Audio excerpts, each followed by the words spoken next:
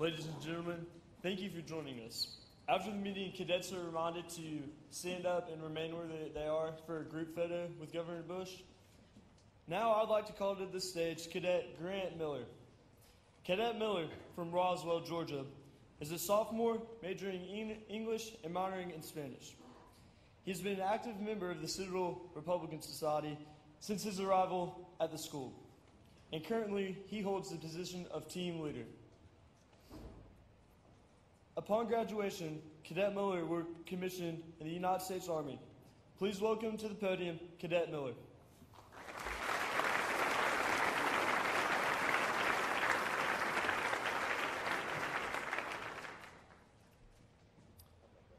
National security is very important to the Citadel Republican Society, and especially to those of us that plan on entering the military after graduation. I am honored and excited to have the 43rd Governor of Florida here to speak to us today. It is of grave concern to many cadets that the majority of the frontrunners in the race for the Republican nomination do not have the experience to handle the threat we face with radical Islam. Today, we have the opportunity to hear from someone who is strong on national security and committed to protecting our country. Governor Jeb Bush is a man whose travels and experiences have molded the kind of leader he is today. From his time as a 17-year-old college student studying abroad in Guanajuato, Mexico, where he met his beautiful wife of over 40 years, Columba, to his experiences as a successful businessman, to his incredible feat of becoming the first Republican two-term governor of the state of Florida, Governor Bush is a man of strong leadership and sound judgment. As governor, he was famously referred to as Vito Corleone because he vetoed over 2,500 items in the state budget, combating wasteful spending. His leadership oversaw the creation of over 1.3 million new jobs and unified a state left in shambles after experiencing 4 hurricanes in only 44 days. A policy wonk and a compassionate conservative, Governor Bush spent countless hours tending to the needs of the 4th largest state in the nation. Governor Bush is a champion of domestic issues, a strong military, and conservative principles who will bring compassion, integrity, and hard work to Washington. Here to speak on the vital issue of national security, ladies and gentlemen, please join me in welcoming Governor Jeb Bush. Thank you, guys. Thank you, Grant.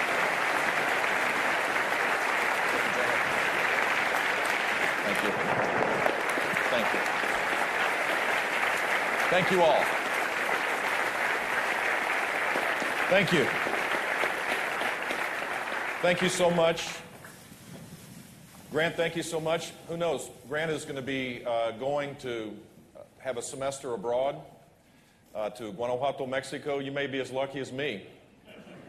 Get married. I've been married 42 years. When I went to León, Guanajuato, Mexico, and it was love at first sight, I know the cadets don't think that's possible. Trust me, it is.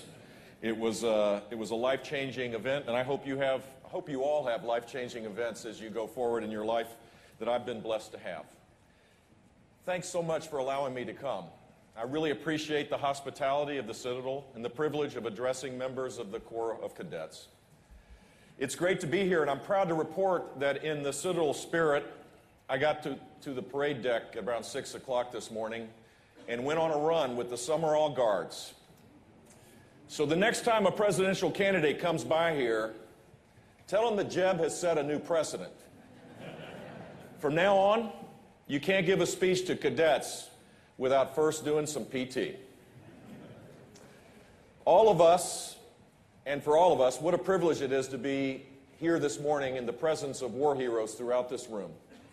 And for me, to be here in the presence of Major General James Livingston is an incredible honor.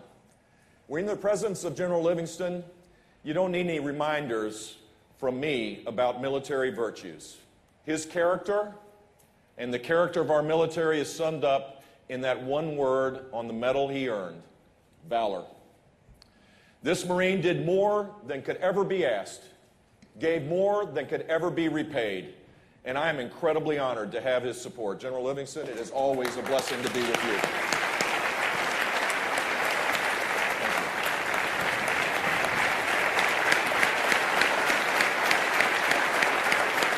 Love you.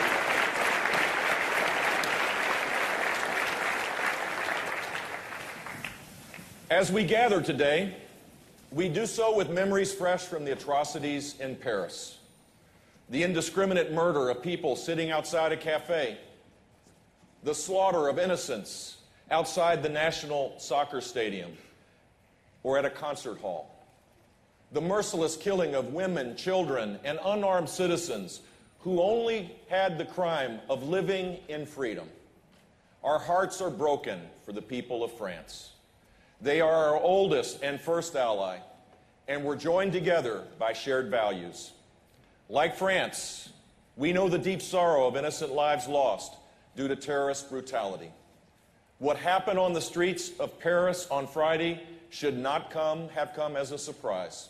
After all, we've seen ISIS expand its deadly reach in recent weeks to Lebanon, to Egypt, and to Turkey, to say nothing of the daily horrors faced by those who live under their control in Syria, Iraq, Libya, and Afghanistan.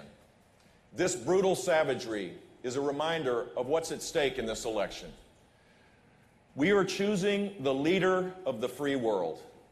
And if these attacks remind us of anything, it is that we're living in serious times that require serious leadership, and that the free world needs to act. The last 7 years under President Obama have taught us that problems do not take care of themselves in the absence of American leadership. During the State of the Union address, he declared we were stopping the advance of ISIS, and soon they took Ramadi. Last Friday, he repeated the delusion that ISIS is contained just hours before they murdered 129 innocent people in Paris, and hours after they killed dozens in Beirut. America has had enough of empty words, of declarations detached from reality, of an administration with no strategy or no intention to win. Here's the truth you will not hear from our president. We are at war with radical Islamic terrorism.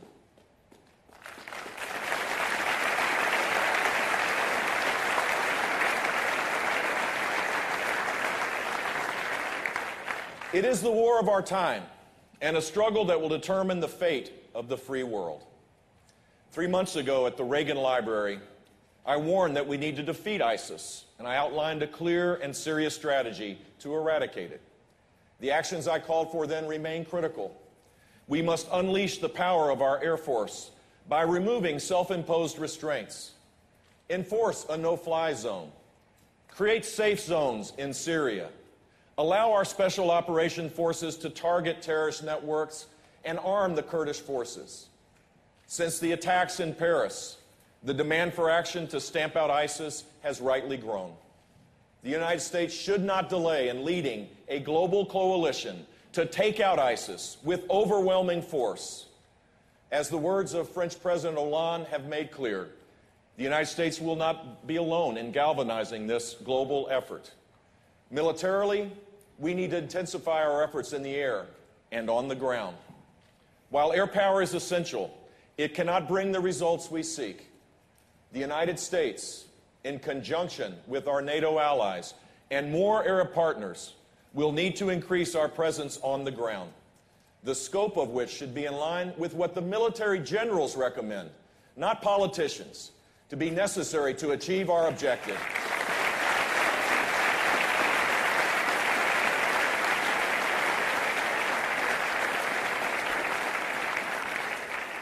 The bulk of these ground troops will come from local forces that we have built workable relationships with.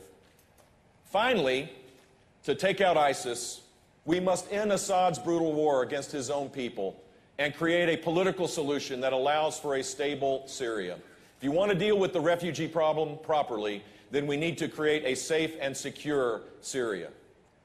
Let there be no doubt, this isn't going to be easy. Some of you in this room will serve on the front lines of that fight against ISIS and against radical Islamic terrorism. You will sign up for an uncertain fate on foreign fields of battle because your country and the cause of freedom are calling you. For generations, American-led alliances, American diplomacy, American military power, and American credibility defended the peace and deterred the violent. This is the way forward in our time as well. But for the United States, who's going to help our friends and allies in the Middle East gain the upper hand against radical Islamic terrorists like ISIS, Al-Qaeda, Hamas, and Hezbollah?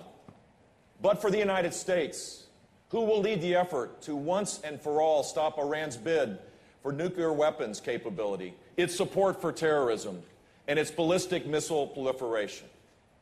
But for the United States, who will defend Christians, Iranian dissidents, religious minorities, and other persecuted peoples in the Middle East and across the world? Who will be the dependable friend of Israel, standing with them against the worst, if not the United States of America? The fate of millions, the security of our own people, and the cause of freedom itself all depend on the decisions we make in these coming years. Bad things, and sometimes really very bad things, happen when America steps away from hard challenges. It is time for America leadership again, and that leadership requires a change in course. Defending our national interests always involves risk, but the greatest risk of all is the risk of military inferiority. Today, that's the direction we're headed. The next president will take office after an 8-year drawdown of military power and careless chronic neglect by the president and Congress. You'd be hard-pressed these days to find any soldier, sailor, airman, or Marine who feels that Washington is doing right by the military. And I agree. In the span of a decade, our government will have withheld $1 trillion from our national defense. There is no security rationale for these cuts or any kind of strategic vision. They are completely arbitrary, imposed by a process that everyone in Washington claims to dislike, but no one in Washington has the courage to stop. In these years, we have seen cuts in defense that not only are automatic, but also systematic, not only relentless, but irrational.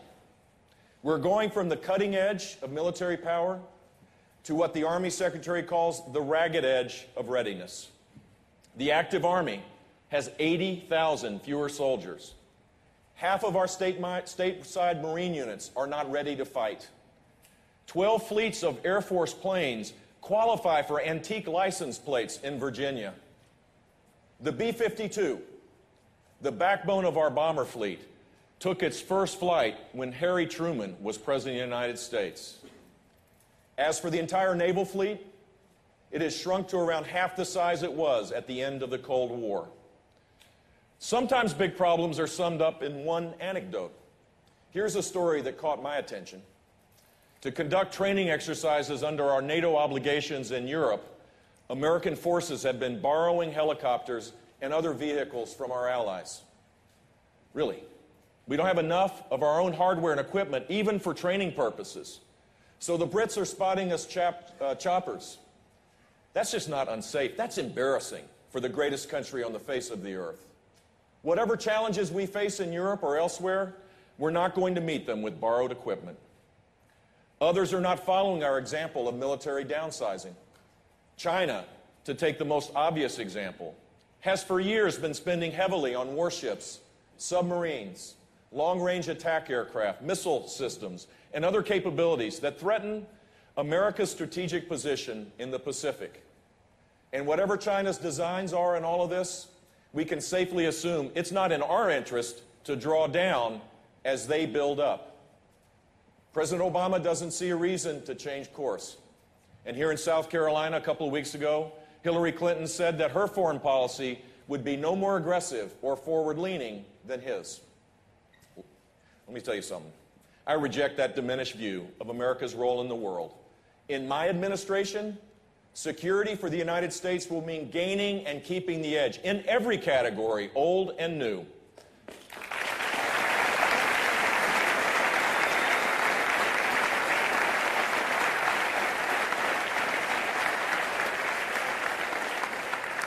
Whether it's our command of the seas, the land, or the air, of space or cyberspace, America's goal should be technological superiority beyond question. My plan puts the warfighters first to maintain a force without equal. Such a force is essential for deterrence. But we must understand that sometimes deterrence fails. In such circumstances, ideally after other elements of American influence and power have been utilized, when the threat we face is an urgent one, and defeating it is in our national interest, we must be prepared to use force. When we do use force, it must be effective, and our objectives must be well defined, so that one deployment doesn't lead to endless others or leave the job undone. Any use of force will be purposeful, aimed only towards victory, and always with the heavy thumb of American power, resources, and resolves on the scales of war.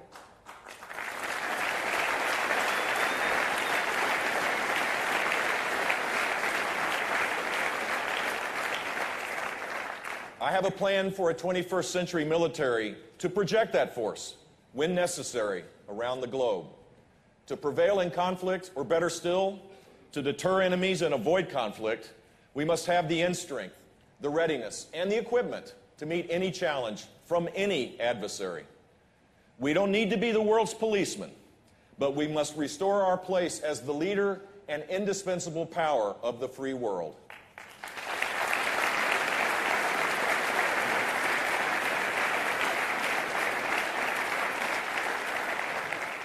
This is how we get there. No service branch has taken deeper personnel cuts in recent years than the Army, which will soon have an active duty force of just 450,000 soldiers. That is not nearly enough to protect America's interests. So as President, I would ask the Congress for an increase of 40,000 active duty soldiers.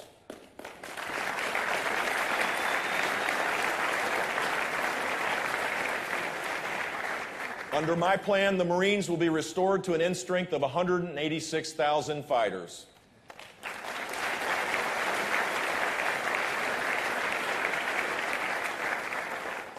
Because in a crisis, everything can turn on the speed and skill of the Corps.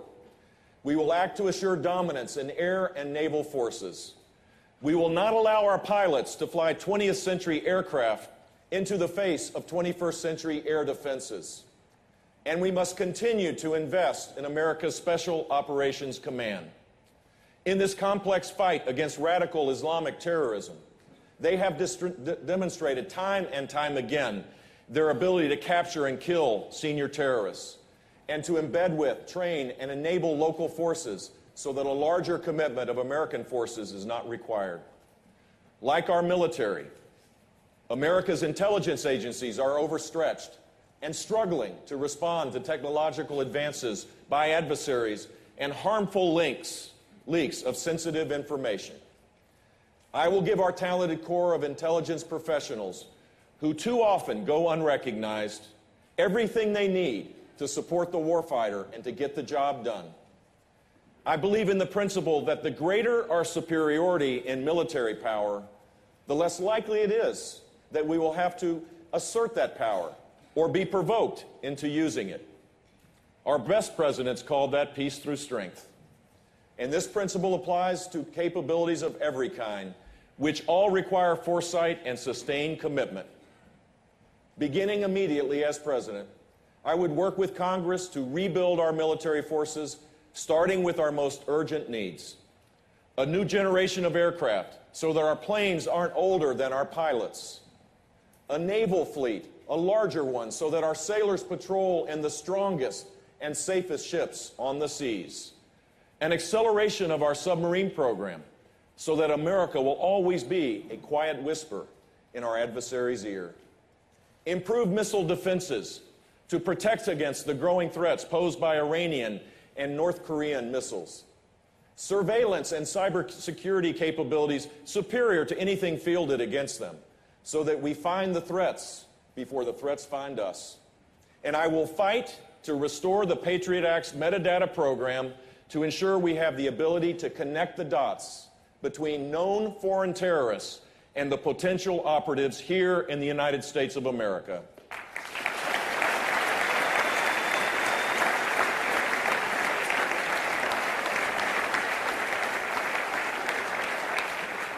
Look, if there was ever a time for such a program, it's now. And yet too few in Congress were courageous enough to defend this program when it mattered most. I also laid out a plan here in South Carolina a few months ago to address the VA scandal, and it is a scandal. We need to modernize the department and empower vets with as many choices as they need to ensure those who serve our country are treated with the dignity they deserve when they return home.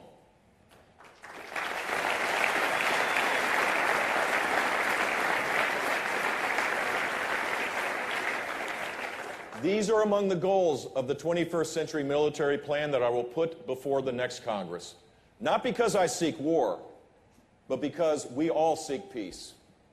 And I believe the best policy for creating the conditions for peace is to develop the capability to wage war with crushing force.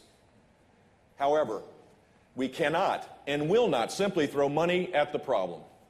We need to reform the Pentagon, shedding overhead passed down from a different generation, and adapt it to our 21st century challenges. That means procurement reform, so we buy the right tools at the right price and get them to the warfighter at the right time. We need to reduce the size of the civilian Department of Defense workforce so that our warfighters and their families aren't forced to make sacrifices to protect public sector union interests. No interest, and certainly not a special interest, should ever come before the needs of the men and women who wear our country's uniform.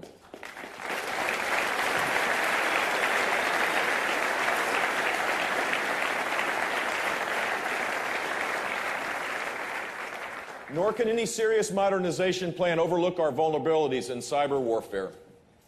It is frankly appalling that the United States is not plainly superior to rivals who seek to undermine us in cyberspace. Our government and American companies are under cyber attack every day. To protect ourselves, it's not enough to keep making fixes after every breach.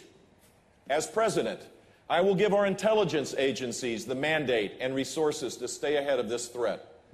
I would work hard to see that the United States is at the forefront of developing a much-needed doctrine on cyber warfare. Potential hackers and cyber thieves, government or non-state players, need to understand what sort of response they will face should they attack us. Making good on this new doctrine will also require that we develop our own capabilities to the point that America's retaliation to a cyber attack would be certain and devastating. America, as John F. Kennedy said, requires only one kind of defense policy, a policy summed up in a single word: first. President Kennedy explained, I don't mean first if, I do not mean first but, I do not mean first when, I mean first, period.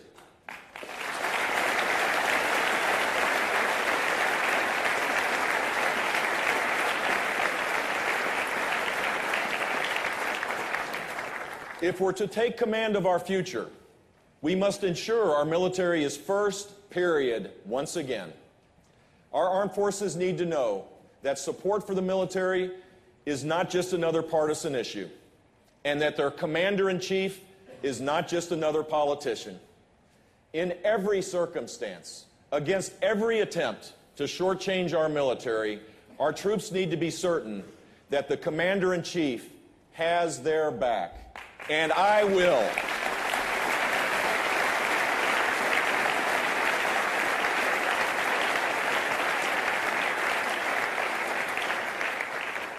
I am mindful that Citadel has great traditions and Charleston has a great history. This is a city where the Civil War's first shots were fired.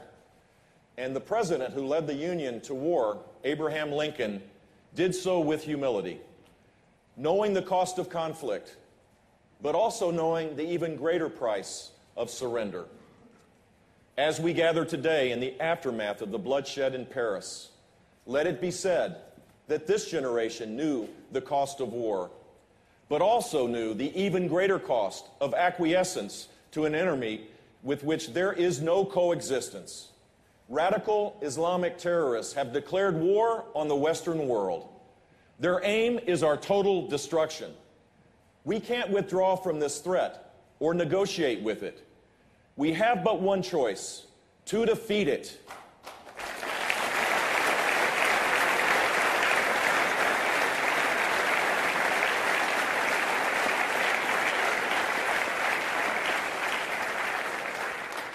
Today, we can take inspiration from the courage of the people of France and from the heroes who liberated it more than 70 years ago. On the Norman coast, on the bluffs above the beach, thousands of Americans rest. Each one died to stop the evil of their time. They traded their future for ours, and their grave markers faced west towards the America they would never return to, as an ever-present reminder not only of the price of freedom, but the valor of those who protect it. During our time, some of you will be called upon to undertake dangerous missions to protect that freedom and defeat the evil we face today. And it would be my mission that should you be sent into harm's way, that you would be given every tool to wage war with lethal force and efficiency. You'd have the support from Washington that you have from the American people, led by a president who is resolute, as I will be, in defeat of radical Islamic terrorism wherever it appears.